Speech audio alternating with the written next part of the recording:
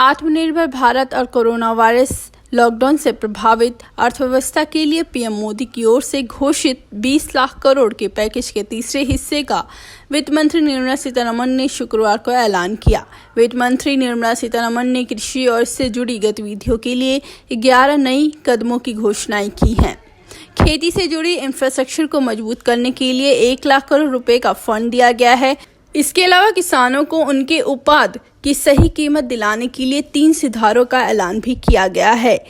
कुल 1.5 लाख करोड़ रुपए के पैकेज का ऐलान किया गया। आपको बताते हैं कि लॉकडाउन में 74,000 करोड़ की फसल खरीद की गई है। वित्त मंत्री निर्मला सीतारमण ने कहा कि कोरोना लॉकडाउन के दौरान किसानों के लिए कई कदम उठाए गए हैं।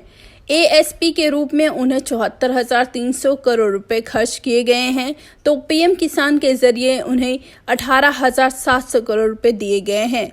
पीएम फसल बीमा योजना के तहत 6400 करोड़ रुपए का मुआवजा दिया गया है। लॉकडाउन के दौरान दूध की डिमांड 20 से 25% घट गई थी, इसलिए उनका 11 करोड़ लीटर अतिरिक्त दूध की खरीद की गई है। इस पर 41 करोड़ रुपए खर्च किए गए हैं। वहीं कृषि इंफ्रास्ट्रक्चर के लिए भी 1 लाख करोड़ रुपए दिए गए हैं। वित्त मंत्री निर्मला सीतारमण ने कहा कि किसान देश का पेट भरने के साथ निर्यात भी करता है। अनाज भंडार, कोल्ड चेन और अन्य कृषि आधारित इंफ्रास्ट्रक्चर के लिए 1 लाख करोड़ रुपए का खर्च किए जाएंगे। कृषि उत्पादक संघ, कृषि स्टार्टअप आदि का भी इसमें लाभ होगा। इसी के साथ इस पैकेज में माइक्रो फूड एंटरप्राइजेस MFE के फॉर्मलाइजेशन के लिए 10,000 करोड़ रुपए खर्च किए जाएंगे। इससे देश में अलग अलग हिस्सों के उत्पादक को ब्रांड बनाया जाएगा। लगभग 2 लाख खाद्य प्रसंस्करण इकाइयों को इसका लाभ मिलेगा। प्रधानमंत्री मत्स्य संपदा योजना के लिए 20,000 करोड़ रुपए दिए जाएंगे। इसी के साथ नेशनल डिसीज कंट्रोल प्रोग्राम के तहत मुंह पका, गुड़ पका बीमारी से बचने के लिए जानवरों को वैक्सीन लगाया जाएगा। इस पर 13,343 करोड़ रुपए खर्च किए जाएंगे। वहीं पशुपालन में इंफ्रास्ट्रक्चर विकास के लिए 15,000 करोड़ रुपए खर्च किए जाएंगे। इससे अधिक दूध उत्पादन होगा और प्रोसेसिंग यूनिट आदि लगाए जाएंगे।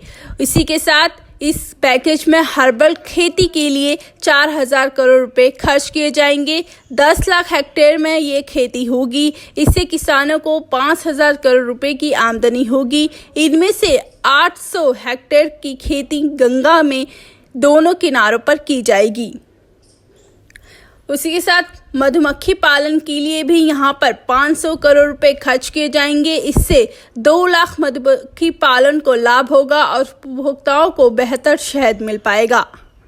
कृषि उत्पादक कीमत और गुणवत्ता यानी किसानों के लिए सुविधाजनक ऐसी कानून ढांचा बनाया जाएगा जिसके तहत इन्हें निश्चित आमदनी हो, जोखिम रहित खेती हो और उसके साथ ही गुणवत्ता मानकीकरण किया जाएगा। इससे किसानों के जीवन में बदलाव आएगा और वे बड़े खुदरा व्यापारी निर्यातकों के साथ पारदर्शिता के साथ काम कर सकेंगे ताकि किसानों का उत्पीड़न ना हो सके।